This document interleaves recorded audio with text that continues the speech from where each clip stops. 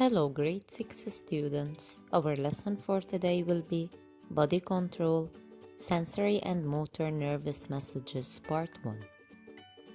Before watching the video, please prepare your science booklet, draft papers to take notes, a pencil, and extra sheet Body Control Part 3. Before you start, please read and follow these instructions.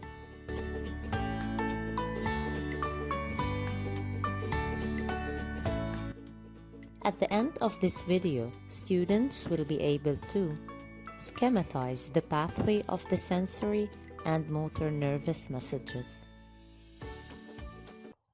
From the previous lesson, we learned that each action involves a nervous message. Regarding the type of a nervous message, it depends on its pathway. This means the way it travels through the nervous system. When a nervous message is directed from a sense organ to the central nervous system, so it is a sensory nervous message. If it is from the central nervous system to a muscle, then it is a motor nervous message.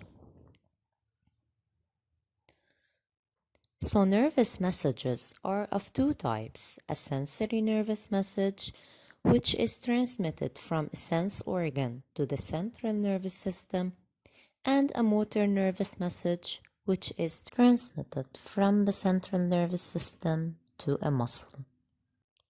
But how is this transmission carried out? Which part of the nervous system is responsible for carrying messages between the central nervous system and the body organs? Yes, of course. It is nerves. Now let us practice indicating the type of a nervous message. Bring your extra sheet Body Control Part 3 and solve exercise 1 in 2 minutes. Check your work, please.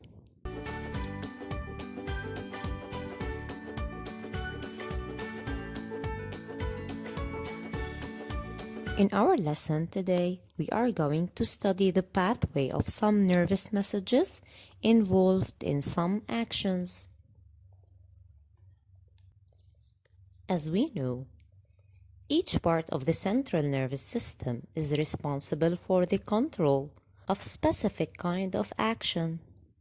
In order to know which part of the central nervous system is involved in an action, we should review the functions of these parts.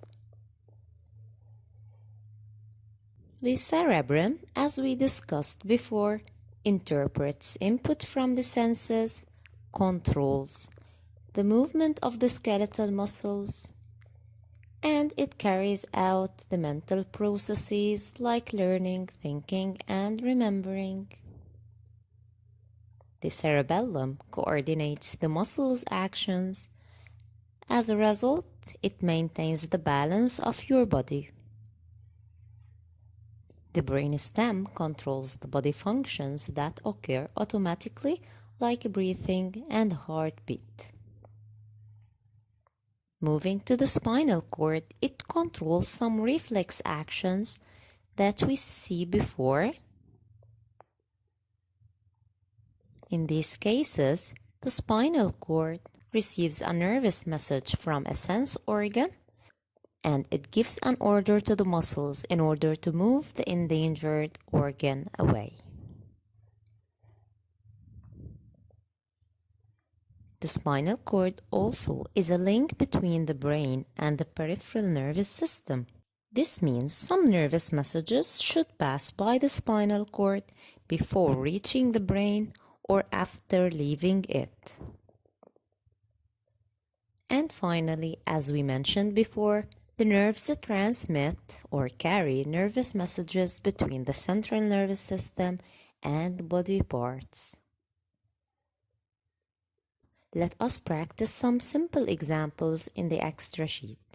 In exercise 2, part 2, you need to trace the pathway of some sensory nervous messages. And remember, When you trace the pathway of a nervous message, you should name the organs of the nervous system it passes by and use arrows to show this. You have 3 minutes to finish your work. Now correct your work, please.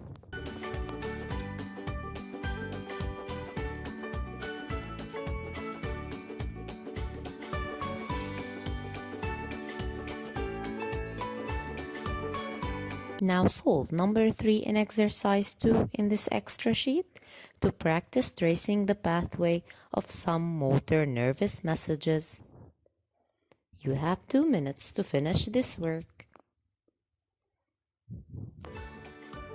Now check your work, please.